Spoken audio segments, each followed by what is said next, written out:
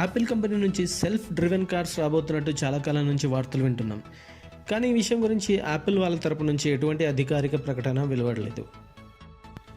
కానీ పోయిన నెలలో యాపిల్ ఈ కార్స్ని టెస్ట్ చేస్తుండగా సిలికాన్ వ్యాలీలోని ఎక్స్ప్రెస్ హైవేలో యాక్సిడెంట్కి గురైంది.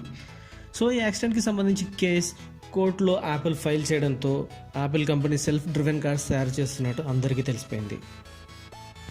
ఈ ప్రాజెక్ట్లో యాపిల్ కంపెనీలో దాదాపుగా 5,000 మంది ఇంజనీర్లు పనిచేస్తున్నారు. ముఖ్యంగా కార్కి సంబంధించిన సర్క్యూట్ బోర్డ్స్ మరియు సెల్ఫ్ డ్రైవింగ్కి సంబంధించిన ప్రొప్రైటరీ చిప్ తయారు చేయడంలో బిజీగా ఉన్నారు. ఈ కార్ పేరు లెక్సస్ RX 450Hగా తెలుస్తుంది. యాపిల్ కంపెనీ పోయిన సంవత్సరం కాలిఫోర్నియా గవర్నమెంట్ నుంచి ఈ సెల్ఫ్ డ్రివెన్ కార్స్ని టెస్ట్ చేయడానికి పర్మిషన్ తీసుకుంది. ఇప్పుడు దాదాపుగా 60 కార్ల వరకు రోడ్ మీద టెస్ట్ చేస్తున్నట్టు తెలుస్తుంది. పోయిన సంవత్సరం ఉబర్ కంపెనీ కూడా సెల్ఫ్ డ్రైవింగ్ కార్స్ కోసం పర్మిషన్ తీసుకుని వాటిని రోడ్డు మీద టెస్ట్ చేస్తుంటే ఒక లేడీకి యాక్సిడెంట్ అయ్యి చనిపోవడం జరిగింది. దాంతో ఈ టెస్టులు అప్పుడే ఆపేయడం జరిగింది.